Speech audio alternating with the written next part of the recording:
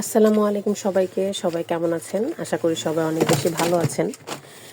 আসলে আমরা যারা বাচ্চার মা বা আমরা যারা গৃহিণী, আমাদের কাজের কোনো শেষ নেই। মানুষ মনে করে যে যারা বাসায় থাকে তাদের কি কাজ। হ্যাঁ, আমার দুটো বাচ্চা, একটা ছোট মেয়ে আর একটা ছেলে। ছেলেটা বয়স মাশাআল্লাহ, ছেলেটা একটু বড় কিন্তু মেয়েটা হচ্ছে ছোট। কি যে পরিমাণ কাজ বলে বোঝাতে পারবো না। এখন পড়বে, তখন পড়বে, পড়ার নাম নেওয়া মাত্র বই খাতা ধরেন সম্পূর্ণ এলোমেলো করে একদম সব শেষ। তারা অনেক বেশি পড়ালেখা করে ফেলছে, অনেক বেশি করে ফেলছে। আর এটা যে কত কি যে বলবো, আর যদি বলি যে মা তুমি কি করছো, এটা তুমি পড়ালেখা করছো, পর বলবে হ্যাঁ আমি তো পড়ালেখা করছি, কিন্তু আসলে কিছুতে কিছুই না। তারা শুধু নোংরা করতে পারে। আর আমাদের মতো মাদের সব ধরনের প্যারা। দেখেন, একটা পড়ার টেবিল, প্রত্যেক দিন একই অবস্থা, প্রত্যেক দিন একই অবস্থা।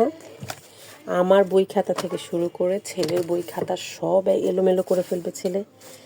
মেয়ে তো করবেই, সাথে ছেলেও করে ফেলবে। কিন্তু বুঝাতে কে কাকে বুঝায় বলেন? আমি বুঝালে তারা আমাকে বুঝায় যে আরে মা কিছু না কিছু না, এটা একটু করা যায়।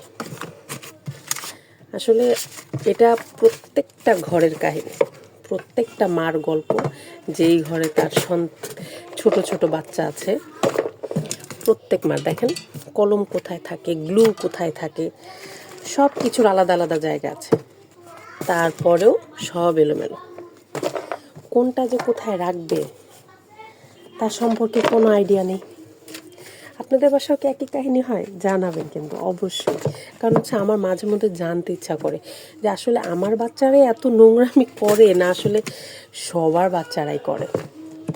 আমার ছেলে কিন্তু ক্লাস 3-তে পড়ে, আর মেয়েকে এখনও ভর্তি করায়নি। মেয়ে এখনও খুব ছোট, 2-3 বছর হয়েছে। তো মেয়ের পড়ার বয়স হয়নি, যে কারণে ভর্তি করিনি। কিন্তু হচ্ছে ও বাসায় কিছু টুকিটাকি ভাইয়ের ছোটোবেলার বই খাতা দিয়ে একটু পড়বে, লিখবে, মাঝে মধ্যে আমার বই খাতা দিয়ে নষ্ট করবে, এইগুলোই করতে থাকে।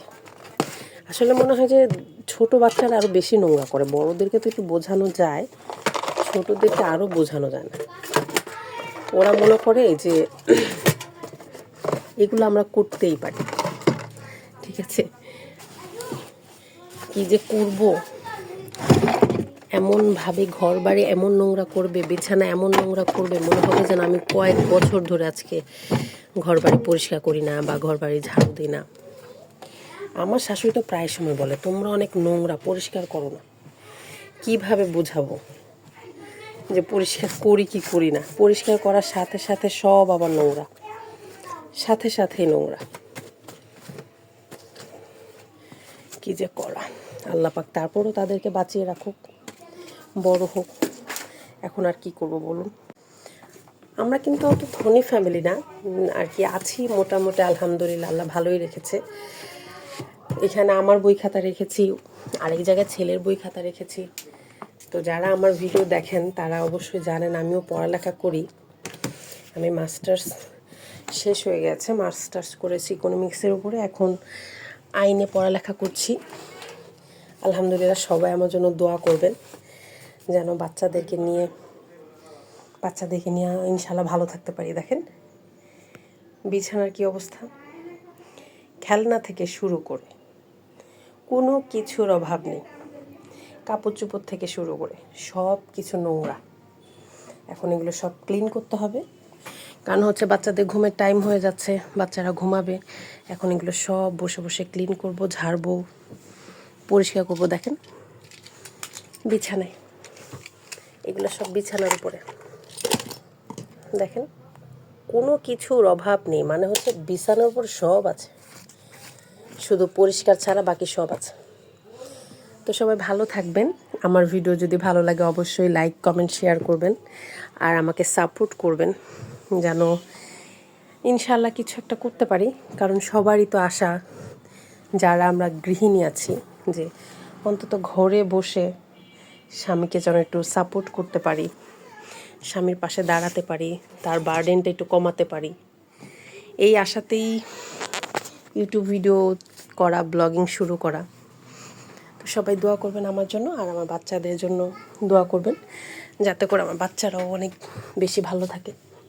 খোদা হাফেজ, সবাই ভালো থাকবেন, বাই বাই, টাটা।